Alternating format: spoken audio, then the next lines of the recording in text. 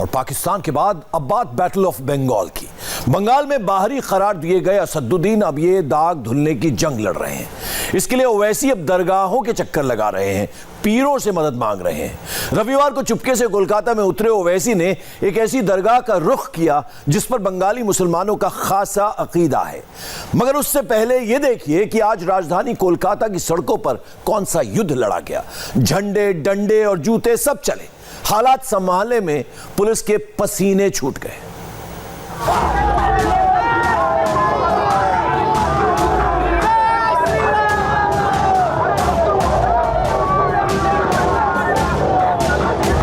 कोलकाता में बीजेपी के कैलाश का विजय प्रस्थान अभियान और ममता बनर्जी के बड़बोले मंत्री फरहाद हकीम की सियासी रैली के लिए बना मचान। जब अचानक आमने सामने आ गए तो वही हुआ, मच गया घमासान।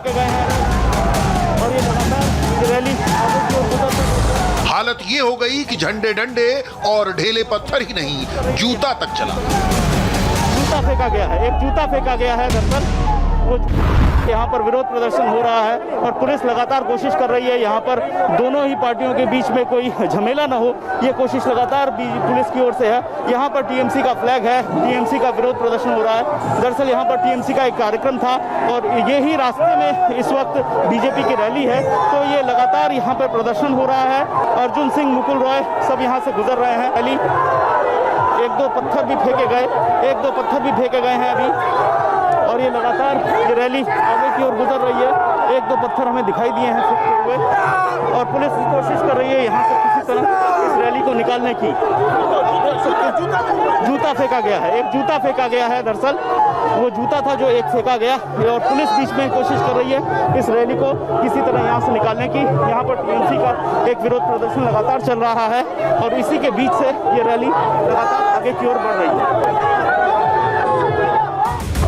ममता सरकार पर बीजेपी के शक्ति प्रदर्शन का दबाव इतना था कि पहले तो इजाजत ही नहीं मिली। बहाना था कामकाजी हफ्ते के पहले दिन सोमवार का कोलकाता की सड़कों पर भीड़ और ट्रैफिक जाम का, मगर बीजेपी अड़ी रही तो कोलकाता प्रशासन को इजाजत देनी पड़ी। तमाशा होना था सो हुआ। इस बवाल के चलते कैलाश विजयवर्गीय का रोड शो छोटा कर दिया गया। ये और बात है कि हालात संभालने में पुलिस के पसीने छूट गए।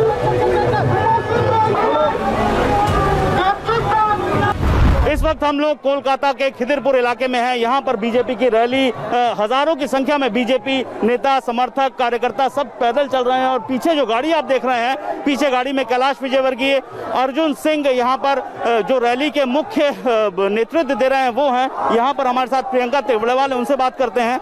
ये जो रैली है इसकी परमिशन पहले नहीं दी जा रही थी। जी, हमेशा पुलिस और प्रशासन यही करती है। बीजेपी की किसी भी रैली में परमिशन देना वो एकदम गवारा नहीं समझती, क्योंकि उनको बहुत बड़ा डर है और वो काम तो ममता सरकार के लिए करती है, इसलिए बीजेपी को परमिशन नहीं देती। दूसरी बात, ये जो परमिशन आखिर में दी गई है, रूट छोटा हो गया है। रूट छोटा नहीं, काफी छोटा हो गया। जस्ट दिखावे के लिए इन लोगों ने 3 किलोमीटर के एरिया की परमिशन दी है, जो कि यहाँ से हमारी पार्टी ऑफिस हेस्टिंग में खत्म हो जाएगा, जबकि परमिशन पहले जो हमने मांगी थी वो काफी लंबी थी। बंगाल में बीजेपी का हौसला बुलंद है। वो डंके की चोट पर रैलियां और रोड शो कर रही है। पुलिस की मुश्किल यह है कि वो सत्ताधारी टीएमसी को संभाले या सत्ता पर सीधी दस्तक दे रही बीजेपी को। दमदार दोनों हैं, कमजोर अकेली कोलकाता पुलिस। बीजेपी बंगाल में सरेआम शक्ति प्रदर्शन कर रही है क्योंकि पार्टी उम्मीदों से लबरेज है। 2019 के लोकसभा चुनाव का आंकड़ा उसके साथ है। 18 सीटों के साथ 40% वोट है। ये अगर विधानसभा सीटों में तब्दील हो तो 150 के करीब बैठते हैं। इस आंकड़े के भरोसे ही बीजेपी लीडरशिप 200 सीटों से ज्यादा का दावा कर रही है। टीएमसी में भगदड़ मची है और पार्टी के नेता बीजेपी का रुख कर रहे हैं। बीजेपी लीडरशिप डंके की चोट पर ममता पर हमलावर है। जैसा प्रशासन ने कहा वैसा हमारे कार्यकर्ताओं ने शांतिपूर्ण रोड शो किया। बीच में टीएमसी के लोगों ने, मुझे बताया गया कि फरहाद हकीम के लोग थे वो, मुझे तो पता नहीं, उन लोगों ने पत्थर फेंका, चप्पल फेंकी, पर हमने कार्यकर्ताओं को शांतिपूर्ण तरीके से, हम किसी प्रकार की राजनीति में हिंसा नहीं चाहते, हम हिंसा के विरोधी हैं, हम एक जवाबदार दल के कार्यकर्ता हैं। हमारी जवाबदारी है कि राजनीतिक गतिविधियां बहुत शांतिपूर्ण तरीके से हो। हम इसका जवाब भी दे सकते हैं, हम हिंसा का जवाब हिंसा से भी दे सकते थे, वो तो मुट्ठी भर लोग थे, हम हजारों की संख्या में लोग थे, पर हमने सबको रोका और शांतिपूर्ण तरीके से हमारा जुलूस वहाँ से निकला। पर इससे सरकार की, टीएमसी की और ममता जी की नीयत पता लगती है कि वो बीजेपी को बदनाम करने के लिए किसी भी प्रकार से हिंसा हो जाए, अशांति हो जाए, इसका पूरा प्रयास करने की कोशिश की। दीदी के खिलाफ बीजेपी ने खुलेआम मोर्चा खोल रखा है तो दादा चुप्पे-चाप सेंध लगाने की फिराक में है। जी हां, हैदराबाद के मीम वाले दादा असदुद्दीन ओवैसी अब तक बंगाल चुनाव में उतरने के इशारे दे रहे ओवैसी ने रविवार को पूरी पिक्चर क्लियर कर दी। खामोशी से दमदम एयरपोर्ट पर उतरे ओवैसी हुगली की फुरफुरा शरीफ पहुंच गए। जैसा कि नाम से ही जाहिर है, फुरफुरा मुसलमानों की धार्मिक पीठ है। इस दरगाह में बंगाली मुसलमानों के अकीदे का आलम यह है कि बांग्लादेश तक से लोग जियारत को आते हैं। ओवैसी का अकीदा सियासत है तो वो उसी मकसद से मत्था टेकने फुरफुरा शरीफ पहुंचे, मगर वो सवाल यहां भी ओवैसी का पीछा छोड़ने को तैयार नहीं था जो बार बार उठता है। इस सवाल का एक ही जवाब ओवैसी के पास है जो वो घुमा फिरा कर हर बार देते हैं। वोट कट हुआ और बीजेपी का बी टीम बोल रहा है हमको इस बारे में क्या कहेंगे? ऐसा है ना, भारत की सियासत का मैं लैला हूँ और मेरे मजनू बहुत है, तो उससे कोई फर्क नहीं पड़ता। टीएमसी को चैलेंज कर रहे थे कि ये बात सच नहीं है कि जब गुजरात जल रहा था, जब ममता कहाँ थे। दूसरी बात, हम पार्लियामेंट इलेक्शन नहीं लड़े, यहाँ बीजेपी 18 MP जीत गए। कैसा जीती? क्या आप सौदा कर लिए थे?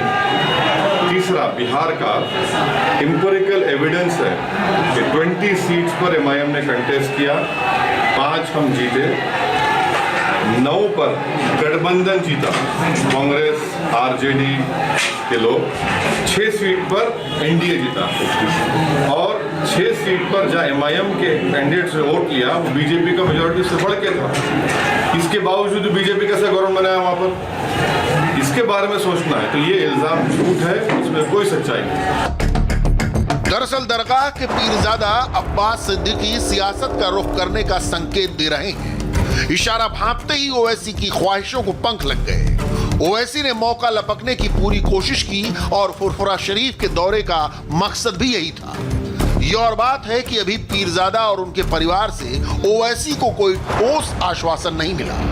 हालांकि ओवैसी ने सियासी दांव खेलते हुए इस खामोश मुलाकात को ट्विटर पर सार्वजनिक कर दिया। ओवैसी ने बताया कि न सिर्फ पीरजादा अब्बास सिद्दीकी बल्कि मुलाकात उनके बाकी के दोनों भाइयों से भी हुई। ओवैसी ने अपनी ओर से यह जाहिर किया कि वो फुरफुरा शरीफ की शरण में है, उन्हें आस्ताने के आशीर्वाद की दरकार है। आगे जैसे जैसे पीरजादा का आदेश होगा ओवैसी वैसे वैसे ही करेंगे। एमआईएम पार्टी अब्बास सिद्दीकी साहब के साथ काम करेगी, उनके पीछे रह काम करेंगे। अब्बास सिद्दीकी साहब जो भी फैसला करेंगे हम उस फैसले का उनका साथ देंगे, उनको सपोर्ट करेंगे। जो भी अब्बास सिद्दीकी साहब फैसला लेंगे, डिसीजन लेंगे, एमआईएम पार्टी उनके साथ खड़े रहेंगी और फ्यूचर में क्या करना है, कैसा करना है, अब्बास सिद्दीकी साहब आपको बाद में बताएंगे। ओवैसी ने फुरफुरा शरीफ में ही डेरा क्यों डाला? पहले इसकी तफसील कायदे से सुन लीजिए। सिलसिला फुरफुरा शरीफ की शुरुआत 14वीं सदी की है। 21वीं सदी तक आते आते खानदान की सियासी ख्वाहिश जोर मारने लगी है। ममता बनर्जी को सिंगूर और नंदीग्राम आंदोलन में यहां से खुला समर्थन था। अब मौजूदा पीरजादा अब्बास सिद्दीकी खुद पॉलिटिक्स का आब जमजम टेस्ट करना चाहते हैं। हालांकि कहने को वो ममता बनर्जी की पॉलिसी से खफा है।